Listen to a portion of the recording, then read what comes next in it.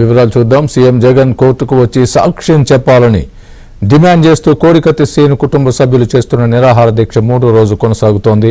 CM Jagan కోర్టుకు హాజరై సాక్ష్యం చెప్పాలని కోడికత్తి శ్రీను తల్లి, సోదరుడు డిమాండ్ చేస్తున్నారు. ఈ క్రమంలో కోడికత్తి శ్రీను తల్లి ఆరోగ్యం క్షీణించడంపై తీవ్ర ఆందోళన వ్యక్తమవుతోంది. మరోవైపు విశాఖ జైల్లో కోడికత్తి శ్రీను కూడా 3వ రోజు దీక్ష కొనసాగిస్తున్నాడు.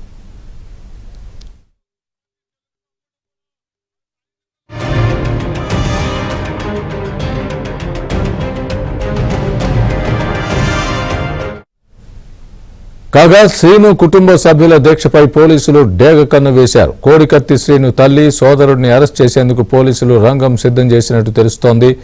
దీక్ష భగ్నం చేయడానికి నిన్న పోలీసులు విశ్వ ప్రయత్నం చేశారు. దీక్ష ప్రాంగణంలోనే రాత్రి అంతా బస చేశారు. ఫంక్షన్ హాల్ ఖాళీ చేయించాలని యాజమాన్యంపై పోలీసులు ఒత్తిడి తెస్తున్నారంటూ కోడికత్తి శ్రీను కుటుంబ సభ్యులకు మద్దతిస్తున్న సమతా సైనిక్ దళ సభ్యులు ఆరోపిస్తున్నారు.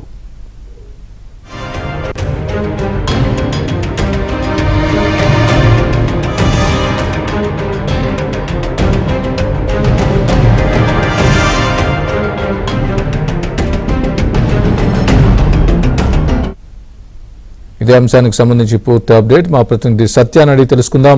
సత్య, చెప్పండి, కోడికత్తి కేసుకు సంబంధించి కోడికత్తి శ్రీను తల్లిదండ్రులు సావిత్రమ్మ ఆరోగ్యం క్షీణిస్తున్నట్టుగా తెలుస్తోంది. పోలీసులు డేగ కన్ను నేపథ్యంలో ప్రస్తుతం అక్కడ ఉన్నటువంటి పరిస్థితి ఏ విధంగా ఉంది? ఏం చెప్తున్నారు కోడికత్తి శ్రీను తల్లిదండ్రులు కానీ తమ బ్రదర్ కానీ వీళ్ళు ఏం చెప్తున్నారు?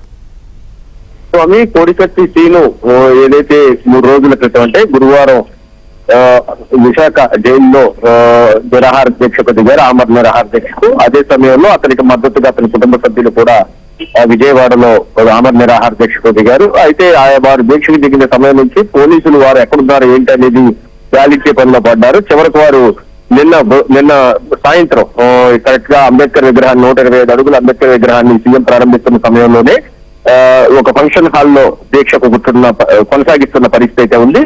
ఈ దీక్ష కొనసాగిస్తున్న విషయం తెలుసుకున్న పోలీసులు భారీ స్థాయిలో అక్కడికి చేరుకున్నారు. అయితే ఎంతకు దీక్షను విరమించేది లేదని వాళ్ళు సత్యమరాజు చెప్పడంతో నిన్న అర్ధరాత్రి పొద్దుపోయాక ఫంక్షన్ హాల్ యాజమాన్యంపై ఒత్తిడి తెచ్చి అక్కడ విద్యుత్తును నిలిపివేయించారు. దాంతో కొంత వాగ్వాదం అయితే కొనసాగింది. ఈ కోడికత్తి శ్రీను కుటుంబానికి ఈ దీక్ష జరుపుకునేందుకు మైనార్టీ పోరాట హక్కుల సమితి ఈ షుబ్లీ, అదేవిధంగా సమతా సైనిక్ దళ్ పేరు ఈ 2 సంఘాలు కూడా దళిత మైనార్టీ సంఘాలు మద్దతుగా నిలిచాయి. ఇటు పరిస్థితులు వారి దీక్ష కొనసాగుతుంది. వారికి పూర్తి స్థాయిలో మద్దతిస్తామని ప్రకటించాయి. దాంతో నిన్న అర్ధరాత్రి అంతా కూడా దీక్ష అక్కడే కొనసాగింది. అయితే ఈ ఉదయం ఫంక్షన్ హాల్ ఖాళీ చేయాలని పోలీసులు ఒత్తిడి చేయడంతో ఇక చేసేది లేక పక్కనే ఉన్నటువంటి మరొక ప్రెమిసెస్ లోకి దీక్ష స్థలిని మార్చారు. అక్కడ ఈ రోజు 2వ రోజు 3వ రోజు కావడంతో 3వ రోజు దీక్షా సమయం కావడంతో భారీ ఎత్తున రాజకీయ పార్టీల నేతలందరూ వచ్చి కూడా సంఘీభావం తెలిపిన పరిస్థితి. ఉదయం ఎవరైతే వడ్ల ఉమా, వడ్ల రామయ్య, అదేవిధంగా తంగిరాల సౌమ్య, తెలుగుదేశం పార్టీ నుంచి, జనసేన నుంచి రావి సౌజన్య, అదేవిధంగా కాంగ్రెస్ పార్టీ నుంచి మాజీ ఎంపీ హర్ష కుమార్ వచ్చి తమ సంఘీభావాన్ని తెలియజేశారు. హర్ష కుమార్ 2 బస్సుల్లో జనం తమ ప్రాంతం నుంచి జనం కూడా వచ్చి సంఘీభావం తెలిపిన పరిస్థితి అయితే ఉంది. దీనికి ఎట్టి పరిస్థితుల్లో న్యాయం చేయాలి. ఒకవేళ ఏమైనా ఆమె ఆరోగ్యం క్షీణిస్తుంది కనుక ఆమె ఏమైనా అయితే కనుక పూర్తి బాధ్యత ముఖ్యమంత్రి జగన్మోహన్ రెడ్డి, అదేవిధంగా ఈ ప్రభుత్వమే వహించాలి.